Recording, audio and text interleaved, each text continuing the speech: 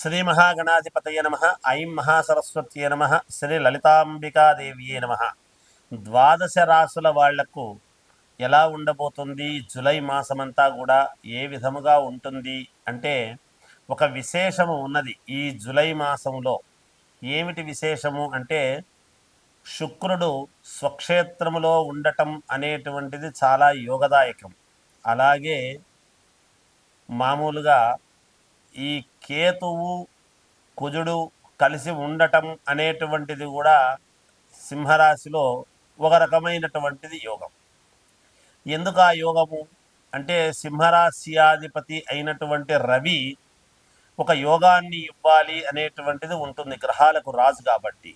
అందువలన 12 రాసుల వాళ్లకు కూడా శుక్రుడు స్వక్షేత్రములో ఉంటే ఎలా ఉండబోతున్నది, ఈ రవి కుజుడు మామూలుగా కుజకేతువులు కలిసి ఉండేటువంటి దాని వలన జరిగేటువంటి విధానాలు ఏమిటి, చంద్రుడు అంటే మామూలుగా సహజముగా తొందరగానే తిరుగుతూ ఉంటాడు అన్ని రాసులను. ఇవి కొంచెం ఎక్కువగా నెలల పాటు ఉండేటువంటివి కాబట్టి కొంచెం చూసుకోవాలి. అందువలన చాలా యోగవంతమైనటువంటి ఇవి నడుస్తాయి అనేటువంటిది తెలుస్తూ ఉన్నది. ఎవరెవరి జాతకములో అయితే శుక్రుడు బలంగా ఉంటాడో, అలాగే సింహరాశి వాళ్ళకి ఏమిటి, ఆ రాశిలో ఉండేటువంటి వాళ్ళకనే కాకుండా కుజకేతువుల యొక్క ప్రభావం ఎవరి జాతకములో అయితే యోగదాయకముగా ఉంటుందో వీటన్నిటినీ ఏమి తెలుపుతుంది మనకు అంటే రాహువు కుంభములో ఉండటం, కేతువు సింహములో ఉండటం వలన, అలాగే రాజకీయ నాయకులకు కావచ్చు, ఒక పదవి కాంక్షించేటువంటి వాళ్లకు కావచ్చు, నాకు ఈ యోగము ఈ మహర్దశ ఎందుకు నాకు రాలేదు, ఒక అవార్డు ఎందుకు రాలేదు అనేటువంటి వాళ్లకు కావచ్చు, శుక్రుడు స్వక్షేత్రములో ఉండేటువంటి దానివల్ల కళలకు అధిపతి కాబట్టి స్త్రీలకు ఎక్కువగా ప్రాధాన్యతగా మంచి పేరు రావటం అనేటువంటిది కూడా ఉంటుంది గాక, ఎంతోమంది స్త్రీలు వాళ్ళ యొక్క ఇది తగినట్టుగా మాకు రాలేదే ప్రతిభ అనేటువంటి వాళ్లకు యోగం అనేటువంటిది ఉండబోతున్నది. అలా శుక్రుడు అంతేకాకుండా సినిమా రంగము కళలలో రాణింపు ఉండేటువంటి వాళ్లకు మంచి మహర్దశ పట్టేటువంటి అవకాశము ఉన్నది. చాలా మేలు జరిగే అవకాశాలు ఉన్నాయి ఈ జూలై మాసంలో అనేటువంటిది తెలియజేస్తూ, ఇక మేషరాశి నుండి మీనరాశి వరకు ఎలా ఉండబోతుంది అనేటువంటి దాని గురించి ఇప్పుడు మీకు సవినయముగా తెలియజేస్తాను, సవివరముగా. ధనుస్సు రాశి వారికి ఈ జూలై మాసంలో ఎలా ఉన్నది అంటే చాలా బాగుంది, అద్భుతముగా ఉంది, యోగవంతముగా గ్రహస్థితులు చాలా అనుకూలవంతముగా ఉన్నాయి అనేది తెలియజేస్తూ ఉన్నాను. అన్ని రంగాలలో ఉండేటువంటి వాళ్లకు ఇప్పుడు ఉన్నటువంటి గ్రహస్థితులు ఈ మాసములో చాలా అనుకూలవంతముగా ఉంటున్నది. దీర్ఘకాలికమైనటువంటి సమస్యల నుండి బయటపడడం అనేది జరుగుతుంది. కుటుంబ వాతావరణము ప్రశాంతముగా జీవితము గడుపుతారు ఈ మాసమంతా కూడా.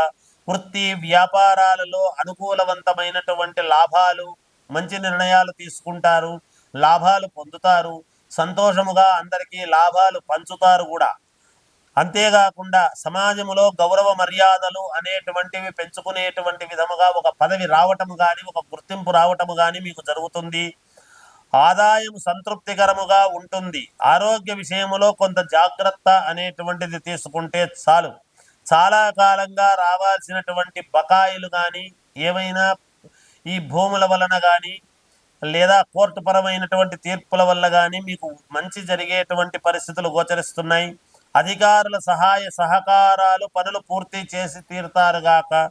అలాగే వాహన వ్యాపారస్తులకు ఆశించినటువంటి లాభాలు అందుకుంటారు. వాహన వ్యాపారాలు చేస్తూ ఉంటారు, కార్లు స్కూటర్లు ఇట్లాంటివన్నీ అమ్మేటువంటి వాళ్ళు, వాళ్ళందరికీ కూడా సైకిళ్ళు, చిన్నపిల్లల ఆట వస్తువులు, ఎవరైనా సరే ఈ వాహనాలు అమ్ముకునేటువంటి వాళ్లకు అత్యద్భుతమైనటువంటి యోగదాయకముగా ఉన్నది ఈ మాసము అనేటువంటిది తెలియజేస్తూ ఉన్నాను. ధనుస్సు రాశి వారికి విద్యార్థులకు చాలా యోగవంతముగా ఉన్నది.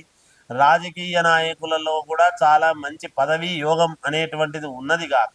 ఏది ఏమైనా వ్యక్తిగతమైనటువంటి జాతకాన్ని పరిశీలన చేసుకోండి, మేలు జరుగుతుంది. జయోస్తు. తులారాశి వారికి ఈ జూలై మాసం ఎలా ఉండబోతుంది అంటే చాలా అనుకూలవంతముగా ఉంటున్నది. ఎందుకు ఈ మాట చెబుతున్నాడు అంటే చెబుతున్నాను అంటే, తులారాశికి వృషభ రాశికి శుక్రుడు యొక్క ఆధిపత్యం, శుక్రుడు స్వక్షేత్రములో ఉండేటువంటి దాని వలన తులారాశి వారికి చాలా యోగవంతముగా ఉండబోతూ ఉన్నది. జూలై 2వ తేదీ నుండి చాలా యోగవంతము. ఒక వెలుగు వెలుగుతారు ఈ మాసం. అలాగే ఆదాయం సంతృప్తికరముగా ఉంటుంది. దీర్ఘకాలికమైనటువంటి వాటి నుండి, సమస్యల నుండి ఉపశమనం అనేటువంటిది పొందుతారు. చాలా మేలు జరిగింది తప్ప, ఎప్పటి నుంచో ఇది నాకు తలనొప్పిగా ఉండింది, ఈ తలనొప్పి ఈ మాసం పోయింది, నాకు మేలు జరుగుతుంది అని ఉంటుంది గాక. అలాగే నూతన వస్త్ర ఆభరణాలు కొనుగోలు చేయటం, స్థిరాస్తులు కొనుగోలు చేయటము, అలాగే చేతి వ్రాతలు,